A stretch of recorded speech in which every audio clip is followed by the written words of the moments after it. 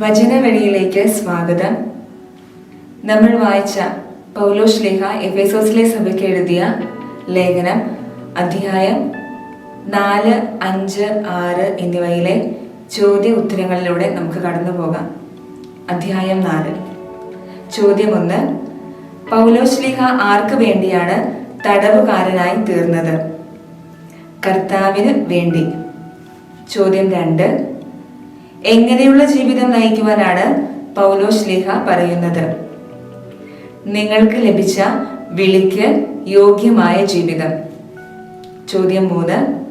പൂർണ്ണമായ വിനയത്തോടും ശാന്തതയോടും ദീർഘക്ഷമയോടും കൂടെ നിങ്ങൾ അന്യോന്യം എങ്ങനെ വർദ്ധിക്കണം? സഹിഷ്ണുതയോടെ. ചോദ്യം 4. ഏതു ബന്ധത്തിൽ ആത്മാവിന്റെ ഐക്യം നിലനിർത്തുവാൻ ജാഗരൂകരായിരിക്കുവൻ എന്നാണ് പൗലോസ് ശ്ലീഹ പറയുന്നത്? സമാധാനത്തിന്റെ. ചോദ്യം 5. നമുക്ക് ഏതു തരത്തിലുള്ള കൃപ നൽകപ്പെട്ടിരിക്കുന്നതായിട്ടാണ് വിശുദ്ധ പൗലോസ് ശ്ലീഹ എഫേസോസ് 4-ാം അധ്യായത്തിൽ പറയുന്നത്? ക്രിസ്തുവിന്റെ ദാനത്തിന് അനുയോജ്യമായ. ചോദ്യം 6. അവൻ ഉന്നതങ്ങളിലേക്ക് ആരോഹണം ചെയ്തപ്പോൾ ആരെയാണ് കൂടെ കൊണ്ടുപോയത്? അസംഖ്യം തടവുകാരെ. ചോദ്യം 7. മനുഷ്യർക്ക് അവൻ എന്താണ് നൽകിയത്? ദാനങ്ങൾ. ചോദ്യം 8. വിശുദ്ധരെ പരിപൂർണരാക്കുന്നതിനും ശുശ്രൂഷയുടെ ജോലി ചെയ്യുന്നതിനും ക്രിസ്തുവിന്റെ ശരീരത്തെ പണിതുയർത്തുന്നതിനും വേണ്ടി എന്തു നൽകാനാണ് പൗലോസ് ശ്ലീഹ പറയുന്നത്? വരം. ചോദ്യം 9. നാം ഇനിമേൽ ആരുടെ തെറ്റിന്റെ വഞ്ചനയിൽ പെടാതിരിക്കാനാണ് പൗലോസ് ശ്ലീഹ പറയുന്നത്? മനുഷ്യരുടെ. ചോദ്യം 10. എഫേസോസ് 4:17 ആരെ പോലെ ജീവിക്കരുതെന്നാണ് പൗലോസ് ശ്ലീഹ പറയുന്നത്? വ്യർത്ഥ ചിന്തയിൽ കഴിയുന്ന വിജാതീയരെ പോലെ. ചോദ്യം 11. രക്ഷയുടെ ദിനത്തിനു വേണ്ടി നിങ്ങളെ മുദ്രിതരാക്കിയ ആരെ വേദനിപ്പിക്കരുതെന്നാണ് പറയുന്നത്? ദൈവത്തിന്റെ പരിശുദ്ധാത്മാവിനെ. ചോദ്യം 12. തെറ്റിന്റെ വഞ്ചനയിൽ പെടുത്താൻ മനുഷ്യർ കൗശലപൂർവം നൽകുന്ന വക്രതയാർന്ന ഉപദേശങ്ങളുടെ കാറ്റിൽ ആടിയുലയുകയും തൂത്തെറിയപ്പെടുകയും ചെയ്യുന്ന ആരാകരുതെന്നാണ് പൗലോസ് ശ്ലീഹ പറയുന്നത്? ശിശുക്കൾ. ചോദ്യം 13. എങ്ങനെയാണ് മനുഷ്യർ തെറ്റിന്റെ വഞ്ചനയിൽ പെടുന്നത്? കൗശലപൂർവം നൽകുന്ന വക്രതയാർന്ന ഉപദേശങ്ങളിലൂടെ. ചോദ്യം 14. ശിരസ്സായ ക്രിസ്തുവിലേക്ക് എല്ലാവിധത്തിലും നാം എങ്ങനെയാണ് വളരേണ്ടിയിരിക്കുന്നതെന്നാണ് പൗലോസ് ശ്ലീഹ പറയുന്നത്? സ്നേഹത്തിൽ സത്യം പറഞ്ഞുകൊണ്ട്. ചോദ്യം 15. എന്ത് നിമിത്തം അജ്ഞത ബാധിച്ച അവർ ബുദ്ധിയിൽ അന്ധകാരം നിറഞ്ഞ് ദൈവത്തിന്റെ ജീവനിൽ അകപ്പെട്ടിരിക്കുന്നത്? ഹൃദയ കാഠിന്യം നിമിത്തം. ചോദ്യം 16. ഹൃദയ കാഠിന്യം നിമിത്തം അജ്ഞത ബാധിച്ച അവർ ബുദ്ധിയിൽ അന്ധകാരം നിറഞ്ഞ് അവർ എന്തിൽ നിന്നാണ് അകറ്റപ്പെട്ടിരിക്കുന്നത്? ദൈവത്തിന്റെ ജീവനിൽ. ചോദ്യം 17. ആരാണ് ഹൃദയ കാഠിന്യം നിമിത്തം അജ്ഞത ബാധിച്ച ബുദ്ധിയിൽ അന്ധകാരം നിറഞ്ഞ് ദൈവത്തിന്റെ ജീവനിൽ നിന്ന് അകറ്റപ്പെട്ടിരിക്കുന്നത്? വിജാതീയർ. ചോദ്യം 18. അവർ മനസ്സ് മരവിച്ച് എന്തിലാണ് തങ്ങളെ തന്നെ സമർപ്പിച്ചത്? ഭോഗാസക്തി. ചോദ്യം 19. എന്തിലാണ് അവർ ആവേശത്തോടെ മുഴുകിയത്? എല്ലാത്തരം അശുദ്ധിയിലും. ചോദ്യം 20. ആരെ ദൂരെ എറിയുവാനാണ് പൗലോസ് ശ്ലീഹ എഫേസോസ് അധ്യായം 4-ൽ പറയുന്നത്? വഞ്ചന നിറഞ്ഞ ആസക്തികളാൽ കലുഷിതമായ പഴയ മനുഷ്യനെ. ചോദ്യം 21. നിങ്ങൾ എന്തിൽ നവീകരിക്കപ്പെടട്ടെ എന്നാണ് പൗലോസ് ശ്ലീഹ പറയുന്നത്? മനസ്സിന്റെ ചൈതന്യത്തിൽ. ചോദ്യം 22. യഥാർത്ഥമായ വിശുദ്ധിയിലും നീതിയിലും ആരുടെ സാദൃശ്യത്തിൽ സൃഷ്ടിക്കപ്പെട്ട പുതിയ മനുഷ്യനെ ധരിക്കുവാനാണ് പൗലോസ് ശ്ലീഹ പറയുന്നത്? ദൈവത്തിന്റെ. ചോദ്യം 23. എല്ലാവരും തങ്ങളുടെ അയൽക്കാരോട് എന്തിനെ വെടിഞ്ഞ് സത്യം സംസാരിക്കണം എന്നാണ് പൗലോസ് ശ്ലീഹ പറയുന്നത്. വ്യാജം. ചോദ്യം 24. എന്തുകൊണ്ടാണ് പൗലോസ് ശ്ലീഹ വ്യാജം വെടിഞ്ഞ് എല്ലാവരും തങ്ങളുടെ അയൽക്കാരോട് സത്യം സംസാരിക്കണം എന്ന് പറഞ്ഞത്? നാം ഒരേ ശരീരത്തിന്റെ അവയവങ്ങൾ ആയതുകൊണ്ട്. ചോദ്യം 25. കോപിക്കും എന്നാൽ എന്ത് ചെയ്യരുതെന്നാണ് പൗലോസ് ശ്ലീഹ പറയുന്നത്? പാപം ചെയ്യരുത്. ചോദ്യം 26. നിങ്ങളുടെ കോപം എപ്പോൾ വരെ നീണ്ടുപോകാതെ ഇരിക്കട്ടെ? സൂര്യൻ അസ്തമിക്കുന്നത് വരെ. ചോദ്യം 27. നിങ്ങൾ ആർക്ക് അവസരം കൊടുക്കരുത് എന്നാണ് എഫേസോസ് അധ്യായം 4 പറയുന്നത്? സാത്താൻ. ചോദ്യം 28. മോഷ്ടാവ് ഇല്ലാത്തവനുമായി പങ്കുവയ്ക്കുവാൻ എന്തു ചെയ്യണം? സ്വന്തം കൈകൾ കൊണ്ട് മാന്യമായ ജോലി ചെയ്യട്ടെ. ചോദ്യം 29. നിങ്ങളുടെ അധരങ്ങളിൽ നിന്ന് എന്ത് പുറപ്പെടാതിരിക്കട്ടെ എന്നാണ് പൗലോസ് ശ്ലീഹ പറയുന്നത്? തിന്മയുടെ വാക്കുകൾ. ചോദ്യം 30. എന്തിനു വേണ്ടിയാണ് നിങ്ങളെ മുദ്രിതരാക്കിയ ദൈവത്തിന്റെ പരിശുദ്ധാത്മാവിനെ വിഷമിപ്പിക്കരുത് എന്ന് പറയുന്നത്? രക്ഷയുടെ ദിനത്തിനു വേണ്ടി. ചോദ്യം 31. രക്ഷയുടെ ദിനത്തിനു വേണ്ടി നിങ്ങളെ മുദ്രിതരാക്കിയ ആരെ വേദനിപ്പിക്കരുത് എന്നാണ് ശ്ലീഹ പറയുന്നത്?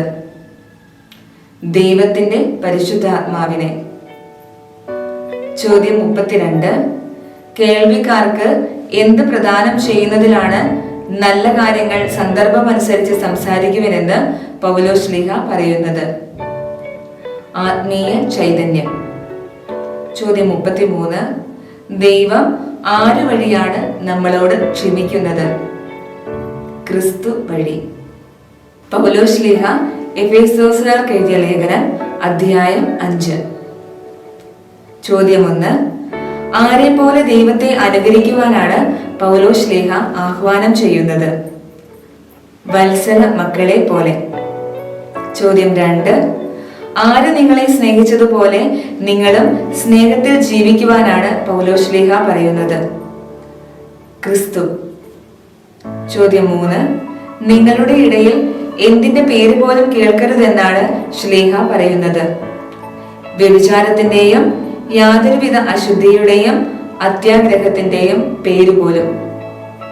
ചോദ്യം 4. എന്ത് ഉചിതമല്ല എന്നാണ് ശ്ലീഹ പറഞ്ഞത്? മ്ലേച്ഛതയും വ്യർത്ഥ ഭാഷണവും ചാബല്യവും. ചോദ്യം 5. 5-ാം അധ്യായത്തിൽ എന്ത് ഉചിതമാണെന്നാണ് ശ്ലീഹ പറയുന്നത്? കൃതജ്ഞതാ സ്തോത്രം. ചോദ്യം 6. ദൈവത്തിന്റെയും ക്രിസ്തുവിന്റെയും രാജ്യത്തിൽ അവകാശമില്ലാത്തത് ആർക്കൊക്കെ? വ്യഭിചാരിക്കും, അശുദ്ധനും, അത്യാഗ്രഹിക്കും, വിഗ്രഹാരാധകനും. ചോദ്യം 7. അർത്ഥശൂന്യമായ വാക്കുകൾ കൊണ്ട് നിങ്ങളെ എന്തു ചെയ്യാതിരിക്കട്ടെ? വഞ്ചിക്കാതിരിക്കട്ടെ. ചോദ്യം 8. ആരുടെ മേലാണ് ദൈവത്തിന്റെ ക്രോധം നിപതിക്കുന്നത്? അനുസരണമില്ലാത്ത മക്കളുടെ മേൽ. ചോദ്യം 9.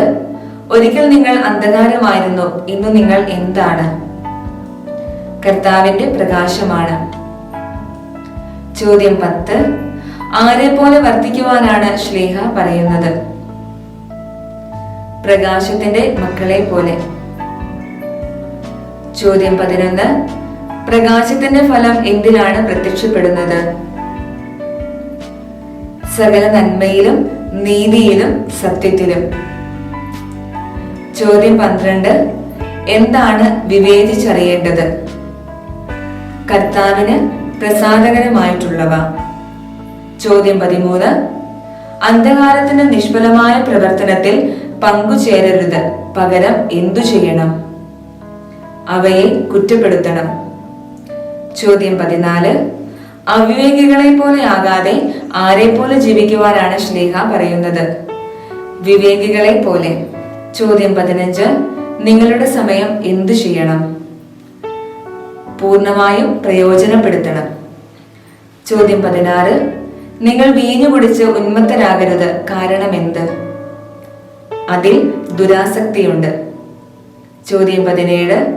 എങ്ങനെയാണ് സംഭാഷണം ചെയ്യേണ്ടത്? സങ്കീർത്തനങ്ങളാലും ഗാനങ്ങളാലും ആത്മീയ ഗീതങ്ങളാലും. ചോദ്യം 18. ആരെ പ്രതി നിങ്ങൾ പരസ്പരം വിധേയരായിരിക്കുവിൻ? ക്രിസ്തുവിനോടുള്ള ബഹുമാനത്തെ പ്രതി. ചോദ്യം 19. എന്തിലാണ് വളർത്തേണ്ടത്? കർത്താവിന്റെ ശിക്ഷണത്തിലും ഉപദേശത്തിലും വളർത്തണം. ചോദ്യം 5. ആരെയാണ് ക്രിസ്തുവിനെ എന്ന പോലെ ഭയത്തോടും ബഹുമാനത്തോടും ആത്മാർത്ഥതയോടും കൂടി അനുസരിക്കേണ്ടത്? ലൗകിക യജമാനന്മാരെ. ചോദ്യം 6. പൂർണ്ണ ഹൃദയത്തോടെ ദൈവഹിതം അനുവർത്തിച്ചുകൊണ്ട് ക്രിസ്തുവിന്റെ ആരായിരിക്കണം? ദാസന്മാരായിരിക്കണം. ചോദ്യം 7. എന്തിനാണ് തക്ക പ്രതിഫലം കർത്താവിൽ നിന്ന് ലഭിക്കുന്നത്? നല്ല പ്രവൃത്തികൾക്ക്. ചോദ്യം 8. നിങ്ങളുടെയും അവരുടെയും യജമാനൻ സ്വർഗത്തിലുണ്ടെന്നും അവിടത്തേക്ക് മുഖനോട്ടമില്ലെന്നും അറിയവിൻ. ആരുടെയെല്ലാം? യജമാനന്റെയും ദാസന്റെയും. ചോദ്യം 9. എന്തിലാണ് കരുത്തുള്ളവരായിരിക്കേണ്ടത്? കർത്താവിലും അവിടുത്തെ ശക്തിയുടെ പ്രഭാവത്തിലും. ചോദ്യം 10. എന്തിനെ എതിർത്തു നിൽക്കുവാനാണ് ദൈവത്തിന്റെ എല്ലാ ആയുധങ്ങളും ധരിക്കേണ്ടത്? സാത്താന്റെ കുടില തന്ത്രങ്ങളെ. ചോദ്യം 11. തിന്മയുടെ ദുരാത്മാക്കൾ എവിടെയാണ് വർത്തിക്കുന്നത്? സ്വർഗീയ ഇടങ്ങളിൽ. ചോദ്യം 12. എന്തിനെതിരായിട്ടല്ല നാം പടവെട്ടുന്നത്?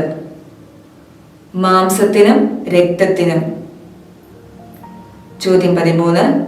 തിന്മയുടെ ദിനത്തിൽ ചെറുത്തു നിൽക്കുവാനും എല്ലാ കർത്തവ്യങ്ങളും നിറവേറ്റിക്കൊണ്ട് പിടിച്ചു നിൽക്കുവാനും എന്താണ് ധരിക്കേണ്ടത്? ദൈവത്തിന്റെ എല്ലാ ആയുധങ്ങളും. ചോദ്യം 14. സമാധാനത്തിന്റെ സുവിശേഷത്തിനുള്ള ഒരുക്കമാകുന്ന എന്ത് ധരിക്കണം? പാദരക്ഷകൾ. ചോദ്യം 15. വിശ്വാസത്തിന്റെ പരിച എന്തു ചെയ്യുന്നു?